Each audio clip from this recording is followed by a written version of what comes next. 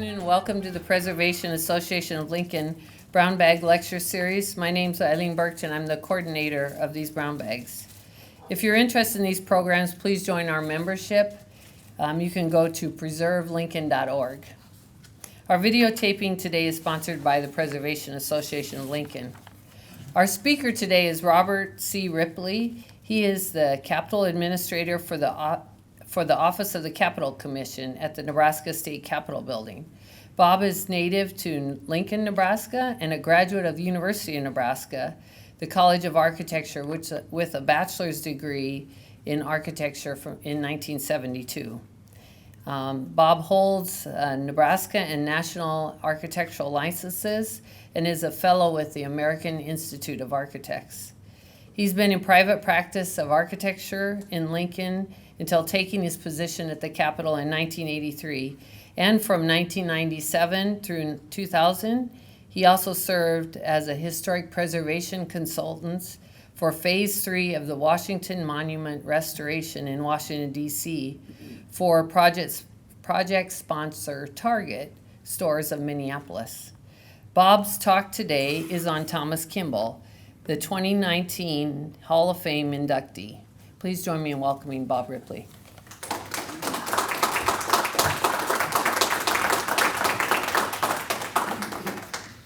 Thank you, Eileen, for that very kind introduction. I have the very good fortune, and thank all of you for being here, as a matter of fact. It's great to see so many friendly, smiling faces in the audience. I want to kind of tell you, it's always a challenge for me to talk about Kimball. Kimball's a hero of mine. Excuse me. Kimball's a real hero of mine. Very involved in the creation of the Nebraska State Capitol, but as an architect, probably as preeminent an early architect as the state of Nebraska ever had. And so he's a real role model for anyone who wants to be a professional in our business. And he is also a wonderful human being, which I hope this presentation will make you aware of. Let me get to the main event. Mr. Kimball. This is a great portrait of him, probably one of the best I know of. And he is in his early to mid 30s here, kind of at the peak of his career, about the image that was used in the bust that was put into the Hall of Fame, which if you haven't seen it, come to the Capitol. It's still positioned in the rotunda. It's a very good likeness of him. And Kimball was really Nebraska's first nationally prominent architect. Although he died 85 years ago, you would think a person who has died 85 years ago, and his contemporaries of the time, you'd think, well, you know, if they're really good, they probably have 4 or 5 buildings that might be on the National Register for Historic Places by now. Well, Kimball has 45 on the National Register and still counting. Gives you some idea. 5 of those are National Historic Landmarks. And he served as professional advisor on all 5 of those landmark projects, and they've all become National Historic Landmarks. So this man was, and when he was professional advisor, he was not the architect. He was simply the professional guide through the process of creating buildings. So this man had talent in so many disciplines, it's hard to define them all. And one of the things that he also did was he's responsible for helping get one of Nebraska's National Register nature designations on that designation, and that's Fontenelle Forest in Omaha. So he was a tremendous architect, a civic leader, and a man of just enormous talent. But I'm getting a little bit ahead of myself here. Now, to begin with, I'll make sure I coordinate my fingers with my tongue here. Kimball was born in 1862 in Linwood, Ohio. That's a suburb of what's now Cincinnati. He was a young man, a teenager, when he moved to Omaha with his parents. And his father came to Omaha for a very specific and important reason. He was a senior vice president with the Union Pacific Railroad. So it afforded him lots of opportunities, I think, that perhaps the average youth of his day may not have had the opportunity for. Kimball graduated from Omaha Central High School and then came to the University of Nebraska and entered what is known as the Latin School. And I'm going to have to do a little more looking as to what the Latin School really was. But I think it was an accelerated program for students who came out of high school who probably were more than ready for college. And so he entered into that program and remained there until entering MIT in 1887 to study architecture. Now, in addition,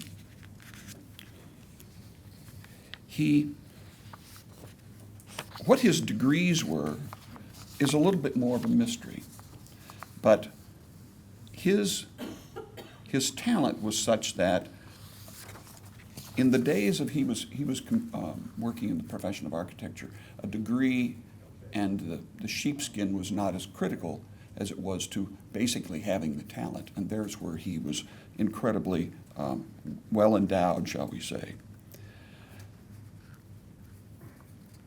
I'm going to digress for just a moment because there are two people I need to thank for today's presentation. One is my dear friend and colleague Roxanne Smith, who's seated at the rear of the room today, who helped me put together these slides, without which I would not be doing this presentation. And the other is Joni Fogarty, who's a dear friend from Omaha, who's written the recent book, Thomas Kimball, Nebraska Architect, which is indeed, I believe, for sale in the gift store here as well as at the Capitol.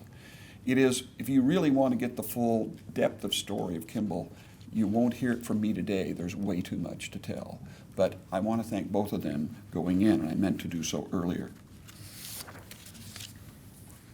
Now, with Kimball entering MIT, he was there for a time, and then he chose to move on to, well, while he was at MIT, in 1888, when he was in Boston, he met a wonderful young woman who is sketched on the right-hand side of this slide, Annie Lydia MacPhail. Wonderful woman, every bit his intellectual and artistic equal. Her family was very well connected in Boston, and her family operated a piano manufacturing enterprise there. I'm sure they were a very wonderfully well-recognized young couple upon their marriage, but within a short time of getting hitched, so to speak, they moved to, of all places, Paris. Now, if you're going to get married, why not go to Paris? They spent a year in Paris while Thomas studied with the French landscape painter Harpigny. The man was a terrific talent. Harpigny taught him very well, and which you'll see some examples in a moment, of some of the wonderful work Kimball could do in architectural renderings, especially in watercolor. Now, after they returned from Paris, Kimball forms a partnership with his professor. Now, I've often wondered about this. Who's good enough as a student to come back and get a job and form a partnership with their professor? I thought that was an incredible achievement, and I've heard of it happening a few times, but not often. So he and C. Howard Walker form a firm in Boston, but within a relatively short period of time of returning to Boston, Kimball and Annie make a very conscious decision to return to Nebraska. How easy, in my opinion, it would have been for them to stay in Boston and make a life for themselves there in a very large market where Kimball's talents would easily have been absorbed into the marketplace. Well, they moved back to Omaha and made their home and his architectural practice there for the rest of their lives together, which I think is a tremendous achievement, and I think one of the reasons he so needed to be recognized by the Nebraska Hall of Fame for contributing his life and talent to this state and not to another.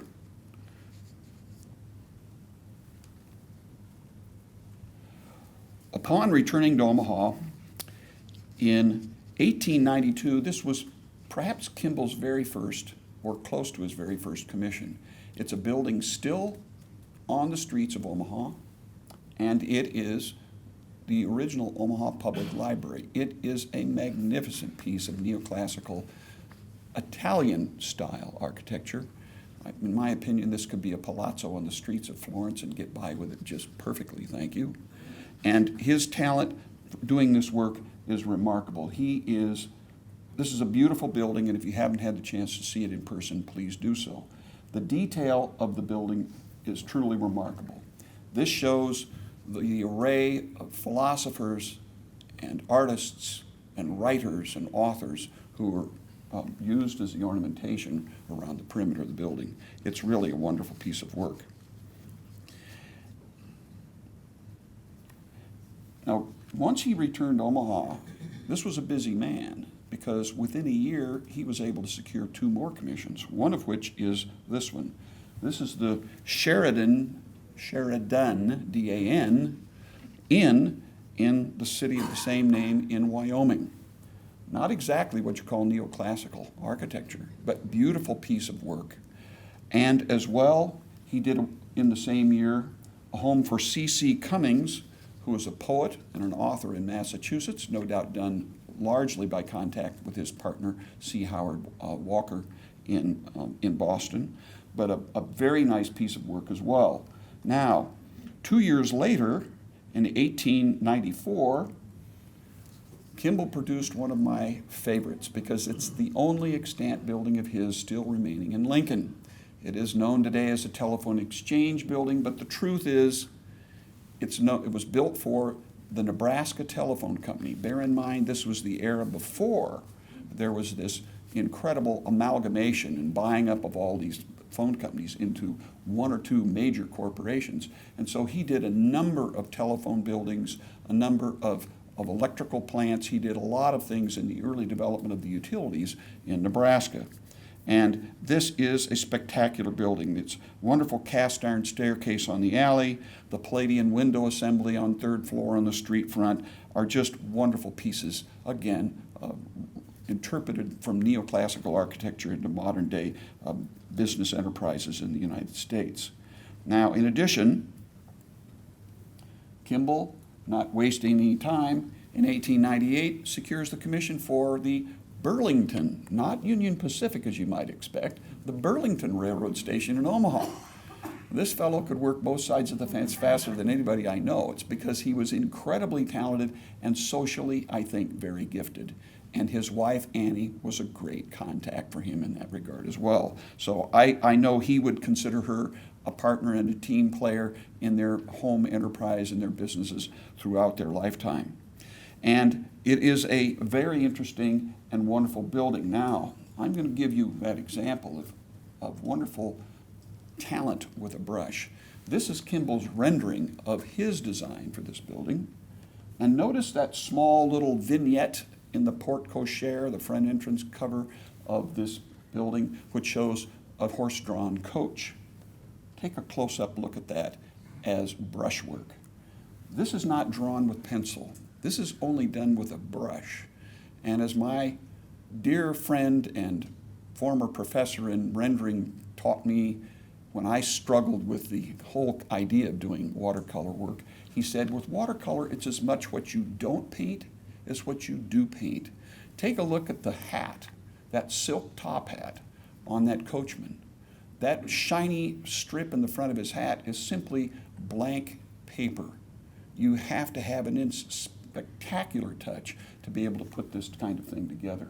The horses, there are no lines that define the difference between them. It's purely value on paper.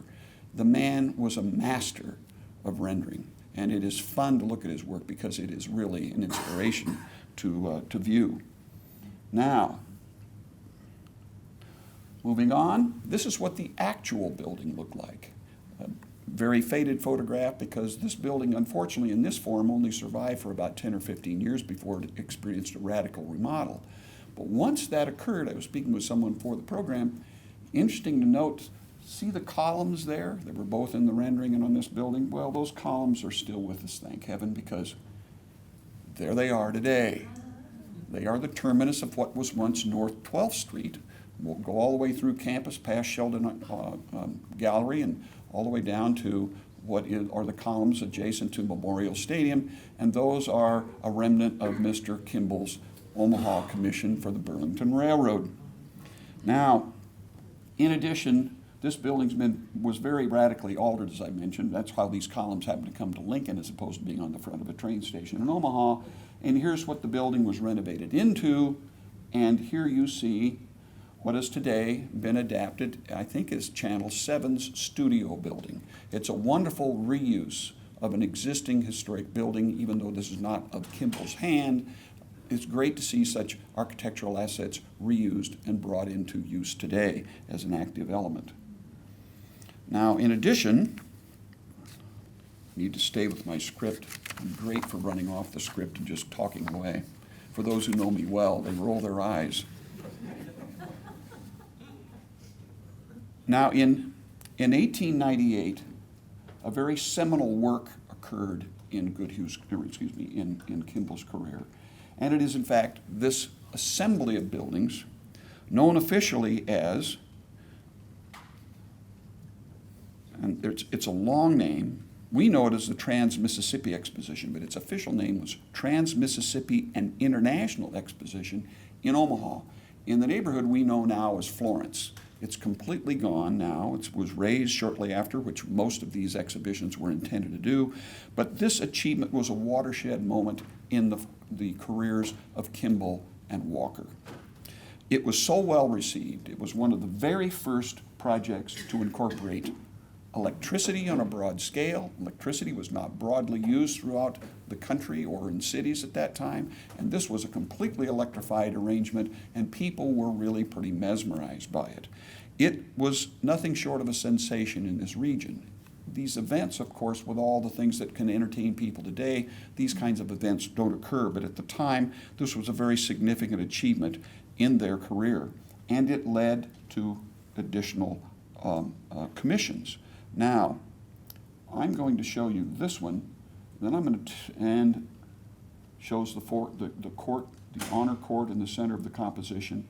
And I'm going to stop right here for a second because it was during this Trans-Mississippi Exposition.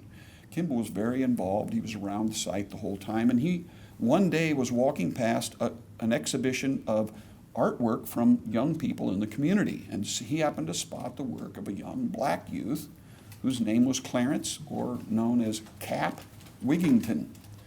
Now, Cap had enormous talent, and Kimball didn't just say, "Nice job, young man." He said, "You've got such talent, I think, would you like a job in my office?" So he took him into, took Cap Wigington into his office, who apprenticed with Kimball for a number of years, became an architect on his own in Omaha, and ultimately took a job with the city of Minneapolis, Minnesota as their municipal architect. This man went on had a very long and prolific career in Minneapolis, all because Kimball plucked him from relative obscurity in an art competition and brought him into his office. That's the kind of guy Kimball was. Now, having said that, Kimball continues on. Wigington went to Minneapolis, and Kimball decides to branch out, start doing some other work. He takes on another railroad station.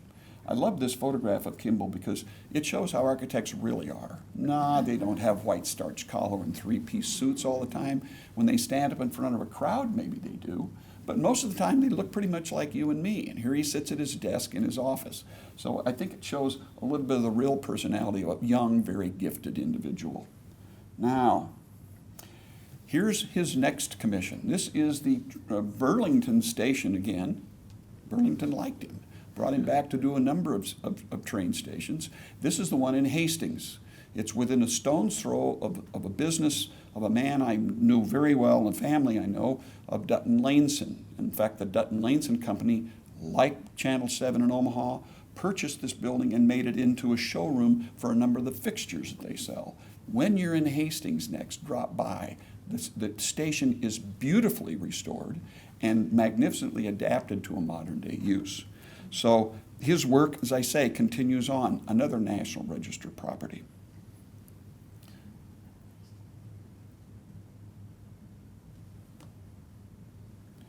Now, in addition, within a year, Kimball took on one of his several county courthouses. This, of course, if you are from central Nebraska, will recognize as the Hall County Courthouse in Grand Island. It is a French-influenced design. It is rather free-form in the way he put it together. It is one of the most stellar pieces of extant historic courthouses in the entire state of Nebraska. It has been altered somewhat. You notice the ground floor entrance right in the center of the staircase is not original to the building, but beyond that, it is pretty much the building that Kimball designed. And again, another wonderful asset for Nebraska.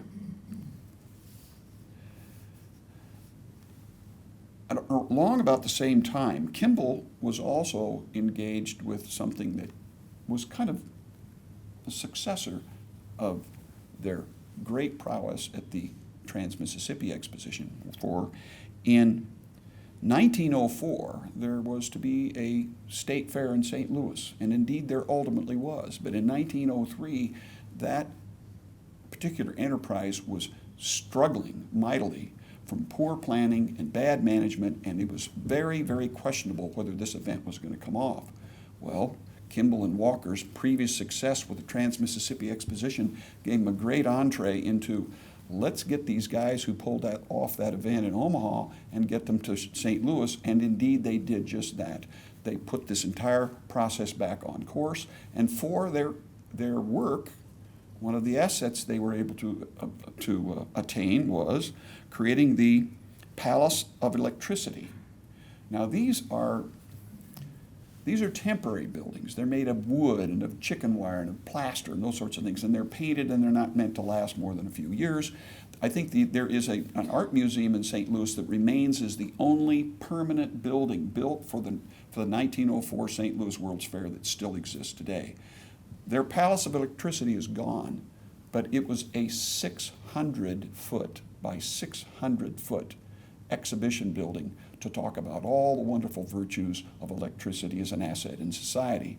Imagine a building that's 2 city blocks on a side. It was a whopper, and the entire World's Fair was a rip-roaring success as a result of Kimball and Walker coming in, putting this process back on course, and delivering what St. Louis desperately wanted, which was a very seminal event in their city's history. Now, this gives you a little bit more of a color image of what the courthouse looks like today. I never go near Grand Island that I don't drive into the city to see how this building is doing. And Grand Islanders have done a great job, and the county has as well, of preserving this building and keeping it in remarkably good condition. It still functions as a courthouse today, which I'm delighted for Hall County having had this kind of foresight to keep the building as active and preserved as it has. Now, in addition, Kimball continued to do his share of libraries, and here you see the Carnegie Library South Branch. This is a rendering. I don't believe the building was built exactly like this, but I couldn't resist showing you another magnificent Kimball watercolor. This man was a wizard, and these paintings are... I hadn't touched a watercolor brush from the time I was a little boy until I got into college. And then when I got into college, I began to realize just how incredibly exotic watercolor done well is.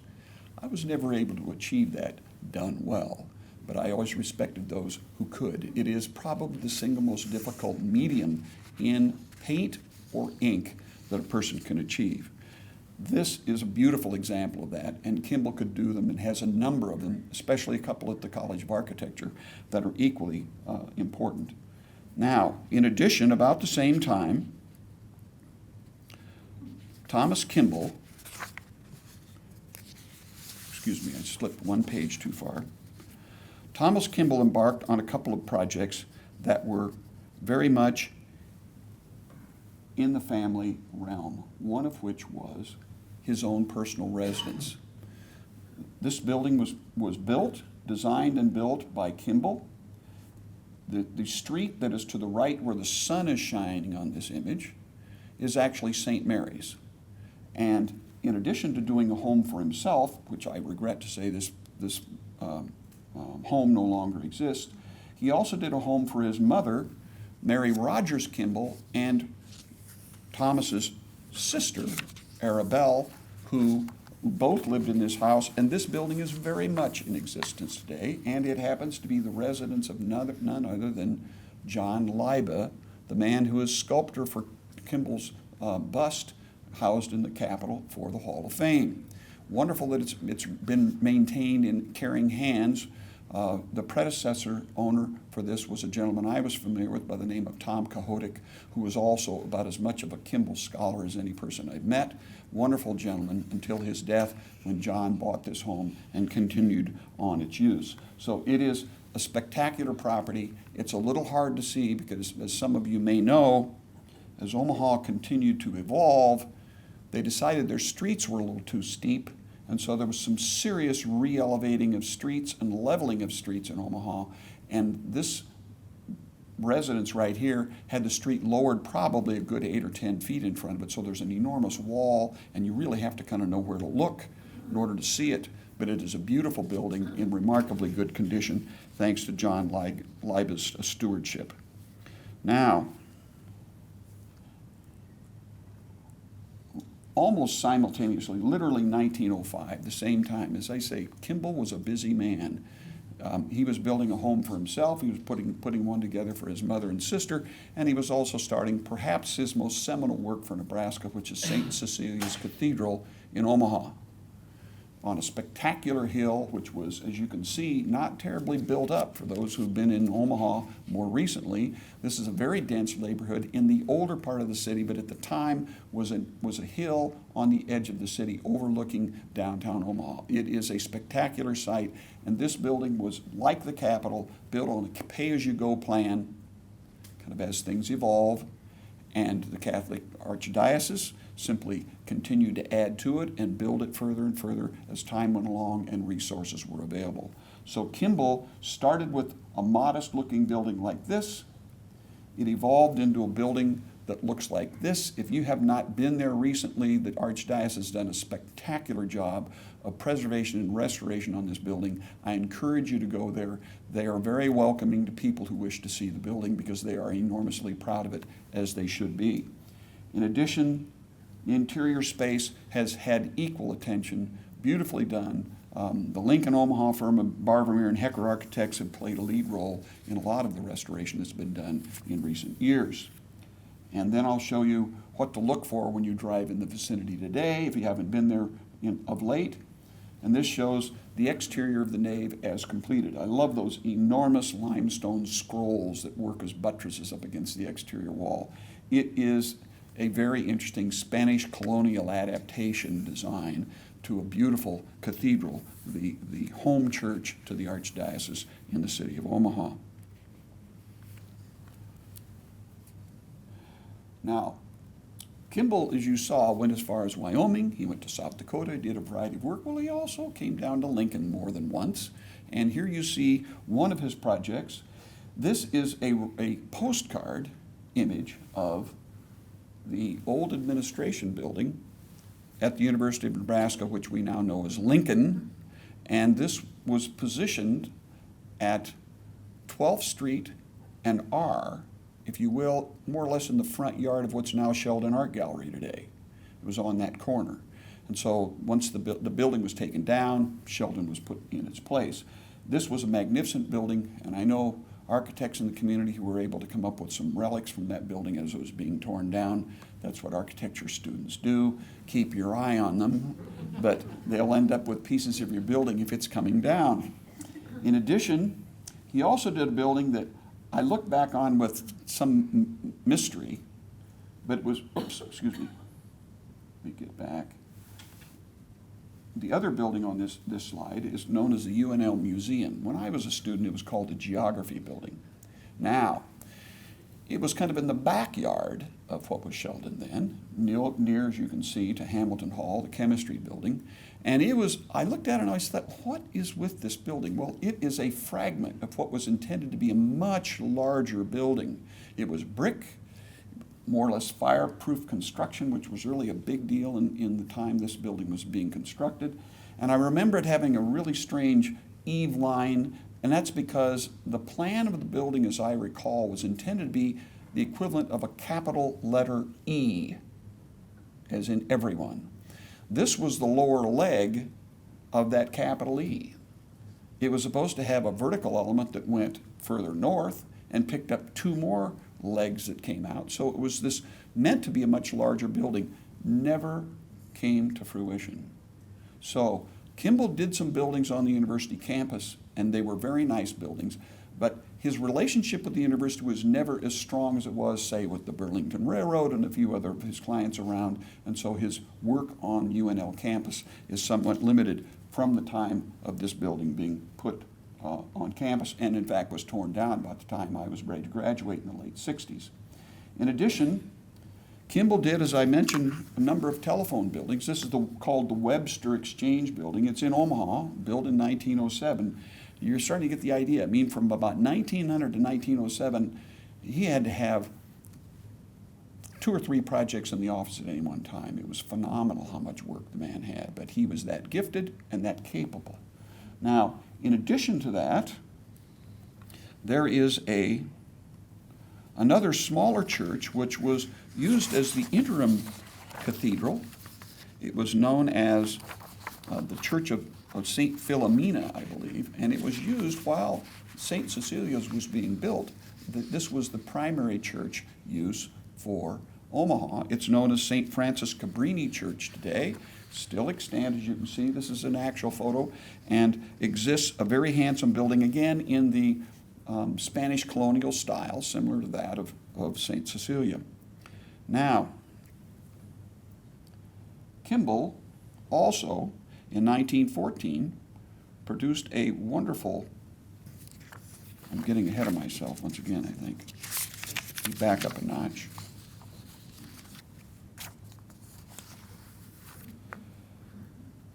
One of Kimball's last very visible achievements in the city of Omaha was this building, the Hotel Fontanelle in 1914. Beautiful building. I remember it well. As many times as I tried to get into the building, it was always locked, and I could never see the interior, much to my dismay. But I always wanted to have the opportunity. I mean, President Kennedy stayed here, as the array of people do over time, and so it was a well-known landmark in downtown Omaha. But unfortunately, underwent the wrecking ball all too soon, in my opinion. I wish it were here today, and we could maybe consider the idea of what it could be adapted to. It really was a wonderful building with great scale and a lot of wonderful architectural features. Now, about the same time he was doing Hotel Fontanelle, he was very engaged in the other enterprise of the same name, Fontanelle Forest. So that was all kind of coming online about the same time. Now, we're entering into the latter part of Kimball's career. This is Kimball as those involved with the Capitol Project would have known him, more of the senior senator, so to speak. This is about early 20s perhaps, and this is about what Thomas would have looked like in his last 10 to 15 years of life. And he was the man who was, in 1918 through 1920, served as national president of the American Institute of Architects. Now, I had the good fortune of being state president of the American Institute of Architects. Kimball, in 1918 to 1920, for 2 consecutive terms, was national president. This was a very, very fortunate event for Nebraska, not only from the standpoint of having someone who'd risen to the top of his profession by being acknowledged by his peers, but Kimball got to know, if he didn't know them already, got to know all of the prominent firms in the nation, literally, because they were all serving on various boards and committees of the American Institute of Architects in Washington, D.C. And what's as important as anything is not only did he get to know them, it was of equal importance they got to know him. They got to know Kimball as a man of sterling reputation, of a character that was as untouched as any and could not be twisted, manipulated, or moved off of a course that he felt was the true north, if you will, for any project. And so it helped his reputation enormously. Thomas Kimball is one of only 2 people from Nebraska who've ever held the national presidency of the AIA, and the other one is Cecil Stewart, Dean Emeritus of the College of Architecture. So they are the only 2. Now, along comes a project near and dear to my heart, of course, the Nebraska State Capitol. And Kimball was commissioned, very fortunately, by the state in 1919 to be not only right after his national presidency, he was architectural advisor to the Nebraska Capital Commission and wrote the competition rules for the Nebraska Capitol. Now this takes, and I'll try to be as efficient about this as I can, these are the kind of things that it takes great expertise to do. Just as surely as it takes a great pen in hand to design a great building, it takes great administrative skill to pull off what Kimball was able to do so successfully many times over. As I mentioned, he was 5 times our advisor to large projects that ultimately became National Historic Landmarks, of which one is our Capitol. Well, Kimball was commissioned to oversee a process that was fraught with problems. Architectural competitions were the norm of the day for a large public commission.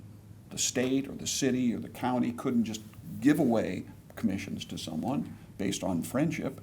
They had to have an open competition process to select a firm. Well, it was pretty well known, and it happened often enough, that when you have these competitions, maybe the governor's favorite architect lives right across the street.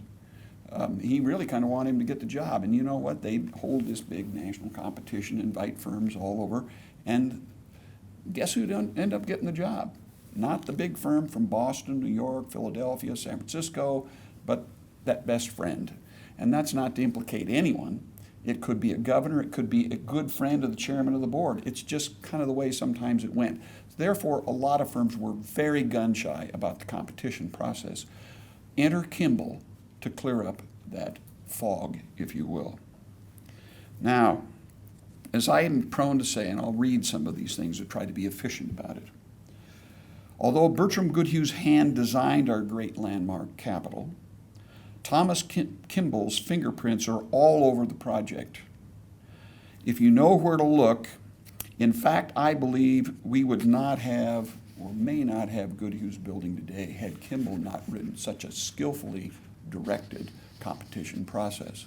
It made it possible, and Goodhue acknowledged that the way the competition was written gave him the ultimate freedom to do what he really wanted to, but was bound by tradition in many other cases in competitions to not have the freedom to do. Now I'm going to show you kind of a series of documents which gets into the paperwork that Kimball was producing for this competition. He was communicating with the American Institute of Architects in Washington. He was coordinating all this work between the state, the architects, and so on. And these are some of the documents produced by him for the purpose of that. Now, Kimball developed a very skillful process. One, there was to be 2 stages in the competition. One, because he knew that local politics would play a role, he was going to have a statewide architectural competition. Pick the best firms from Nebraska. Nebraska was then automatically represented in the second and final phase of the competition, which 7 other firms from across the nation were invited to compete in. Now, good idea, good politics. He knew how to play the game and do it well. He made sure that his colleagues of Nebraska were well represented, and we had really terrific firms competing for that design. The other thing that Kimball did, and this is something I think what I'll do is read it because it's much more efficient than my rambling on as I'm prone to do, and that is he developed what's known as a double-blind competition. Very much used by the American Institute of Architects to this day, but he was an innovator in this process. And let me, if you'll indulge me in this, in the early 20th century, architects typically designed in a particular architectural style, be it Gothic, Byzantine, Romanesque, and so on. With a jury of 3 non-competing architects judging their designs, the competing firms would tilt their design submissions to appeal to the judges' personal design preferences, to hedge their bets with the jury. But in Kimball's double-blind competition, the 3 judges were not revealed by name to the 10 competitors, which was, of course, always typical.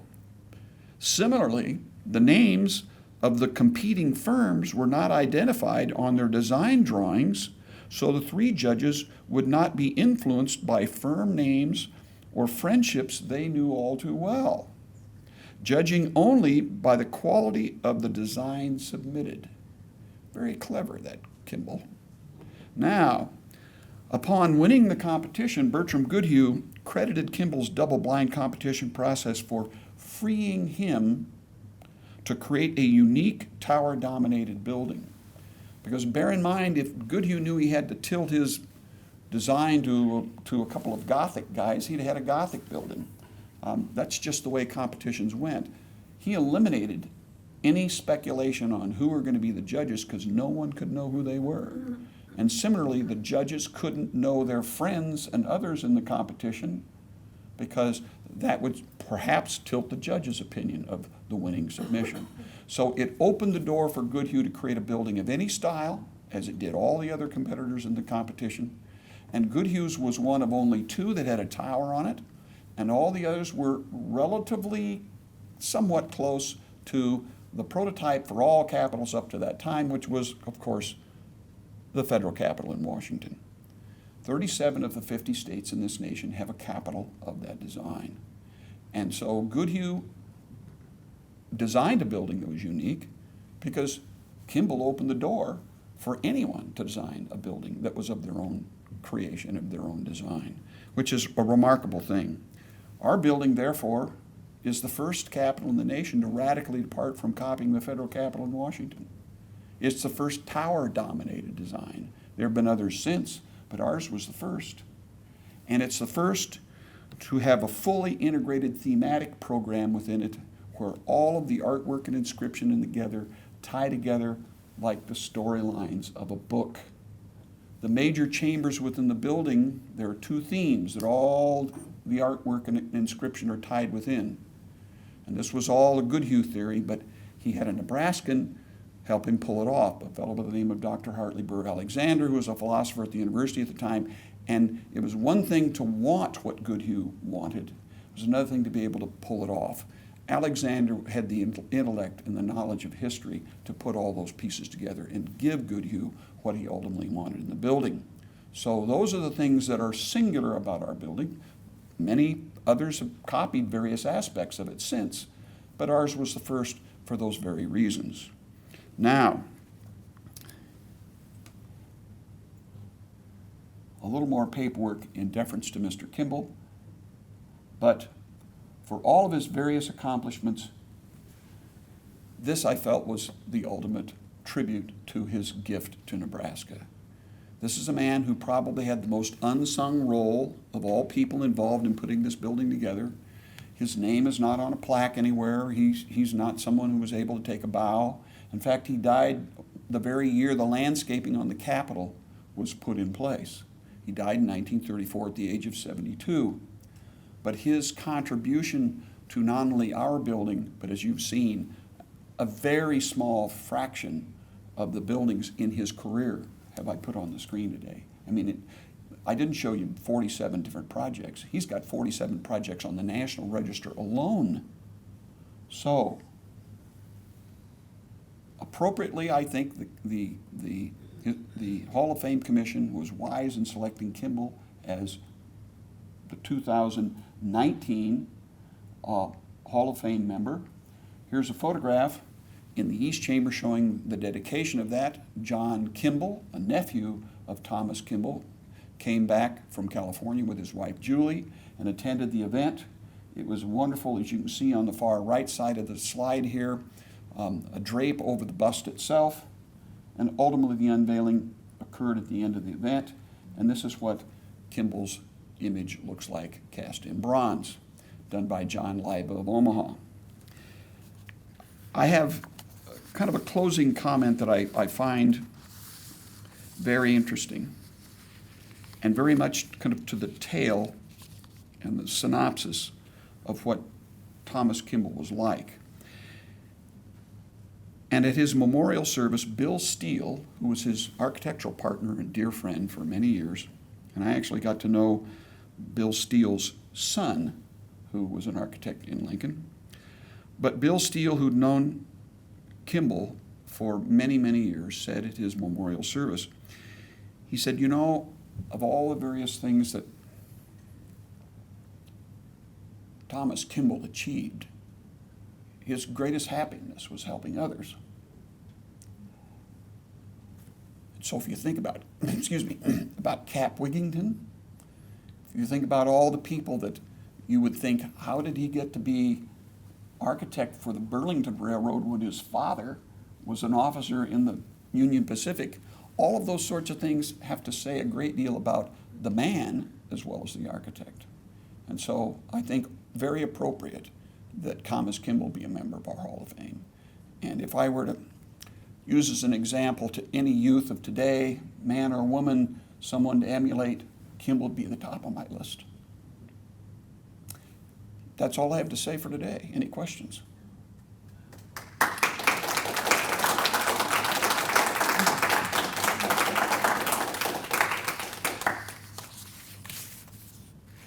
Very good. I solved everyone's question. Kimball there is so much to know about the man and so much to know about his projects. I encourage you to think about finding more information on him. And as I mentioned, I'm not a book salesman, and I don't get a commission on any sales. But Kimball's book is for sale in the History Nebraska bookstore, both here at the Capitol. It's a very well-written book with a lot of documentation. If you really want to know the full picture of the life and times of Tom Kimball, it's the best example I can possibly offer, and I'm delighted that Joni Fogarty was able to complete it in sequence and in perfect timing with Kimball being inducted into the Hall of Fame. So I thank you all for being here. If there aren't, yes, a question? Excuse me, I didn't mean to miss somebody. Yes? The library in Omaha, is that still open as the library? And can you go in and see it? Inside?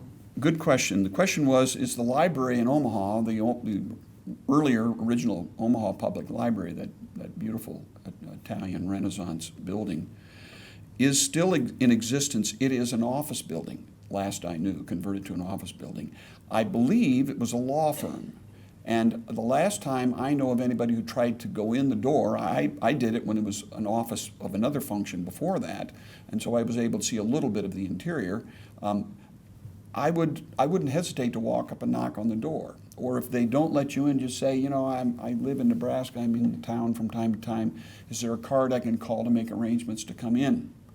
So the law firm or the firm that operates in that building is well aware of the significance of the building. They're good stewards of a wonderful Nebraska landmark, and I'm sure would make arrangements. It might not be the perfect time when they're meeting with the CEO of a major corporation on some important business arrangement, but do, by all means. It's right in the heart of downtown. I'm thinking Farnham. I can't tell you exact street that it's located on, but it's not hard to find. And ask someone in Omaha who might have a concept of it, and they'll point the direction. Was there another question? Yes. Looking at that same library and seeing the decoration across the top with those icons and those individuals, Yes. and sort of telling the history of books and maybe literature, do you think that put the bug into Kimball's mind that when they do the competition for the Nebraska Capitol, that it also include a lot of iconography? You know, I have always understood it to be the iconography and the imagery for the Nebraska Capitol was driven by Goodhue. And I think it was part of his competition submission because he used it endlessly in his churches. St. Vincent Fair in New York City, St. Bartholomew's, a number of his churches. It was a common thing for Goodhue to use, particularly in his Gothic churches, which in medieval times, all the carving on the exterior of churches were largely a way for the clergy and the nobility of the time to kind of record history as well as their own images, to kind of document in visual form what the general populace that was largely illiterate didn't know. So these are a little bit a travel log or a history treatise on the area. Usually they were images of saints and prominent individuals and so on, but there were also those events. Goodhue loved the idea of using architecture as a narrative, and I think from the very get-go, that would have been an important part. Kimball didn't have a vote in the process of selecting the architect. I guarantee you there was a huge amount of sympathy between Goodhue and Kimball in terms of the way they approached architecture. And I think they were very much on the same page when it came to that. But I think for our capital, it's more consistent to say it was likely Goodhue's to begin with. Andy? You mentioned the names of two partners, Walker, who had been his professor, and then toward the end of his career at Bill Steele. Bill Steele. Mm-hmm. So they had to be pretty, well, were they essentially kind of understudies, facilitating or helping him? A good question. The question was about Kimball's partners and what role did they play relative to Kimball in their career and time with him in office. You know, I can only guess because I don't have firsthand knowledge of this, but certainly C. Howard Walker was a man very accomplished on his own because he was Kimball's professor at MIT. And so he would have been very much an equal, and no doubt someone that Kimball was an understudy to, and Kimball would have gained greatly. But I have a feeling the professor didn't take on this student of his because he wanted a student for 8 hours a day. I think he took Kimball on because Kimball had that much talent. And I remember having the opportunity to speak with another nationally prominent architect, Michael Graves, when I worked on, had the privilege of working with him on a national project. And he had 3 careers. He was an architect, he was an industrial designer, and he was a professor at Princeton. And I asked him, I said, you know, if you had to give up 2 of those 3 and just pick one, which one would you give up? And he said, I can tell you the one I wouldn't give up, and that's teaching. And I thought, wow, here's a guy who is renowned internationally for his architectural design and his industrial design, and the job he'd least give up was teaching. And so I think in a similar fashion, Walker saw that kind of talent in Kimball, and there's a great deal of spontaneity and creativity that students can provide that maybe a seasoned professional is not necessarily quite as capable of doing.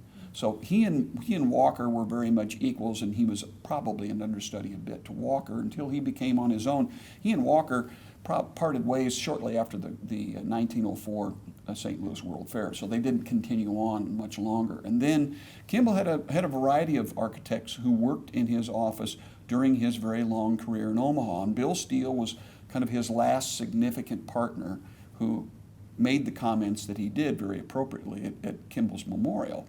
But Kimball had a number of other partners and people who went through the firm. I think he was a very generous man. I think he shared his time and talents and interests.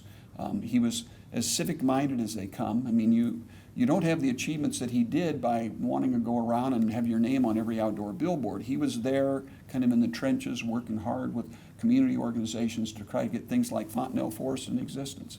So the people who would have come to work for Kimball may not have achieved partnership with him, but went there to learn from him, and I'm sure a lot of them consider themselves understudies. I mean, Cap Wigington, who went to Minneapolis, you bet he was an understudy. Got to the point where he was good enough on his own, he split off and did projects on his own in Omaha before he went on to Minnesota. So Kimball was just, I think, a very intelligent, open, and sharing kind of professional. And that's one of the things that I say I find very remarkable about him. Yes? The bust is rather different than most of the sculptures in the Hall of Fame. How do you think you would feel about his representation? Good question. I wish I'd known Kimball better. Since he died, gosh, what was it, 14 years before I was born, that was not an option. But he, I would guess, would think the image of him is reasonably good. And the interest in recent years for portrait sculpture for people who've done work in the Hall of Fame has been, they're all trying to kind of break out of the mode of someone who's just kind of standing at attention, looking straight ahead, and cut off just below the chest. So they're wanting to create an image that looks much more in character with the individual based on what they know of him. John Leiba is certainly a student of Kimball's, lives in his mother's home. And so this particular piece, he was interested in saying, I'd like to have him be a little more, he was very active. He was out on construction sites and doing things. He said, I'd like to see him kind of in a little bit of a motion thing. So he said, I'm going to picture him like he was kind of looking out of a window at something. And so That was a phrase John Livy used. And so it's worth doing. And the board or the plaque that you see behind him is a reproduction of one of Kimball's drawings. He interpreted an entire book, text, on architecture from French into English. So he had a pretty good scholastic achievement within his career, and did a lot of these things as a very young man. Goodhue did a lot of publishing and that sort of thing as well as a young architect. So their interests were very diverse. So I'm sure, although somewhat different in age, Kimball was probably 7 years older than Goodhue. I think they were very much kind of gentlemen who appreciated and enjoyed similar things in architecture in their careers. Another question? Thank you. Thank you all.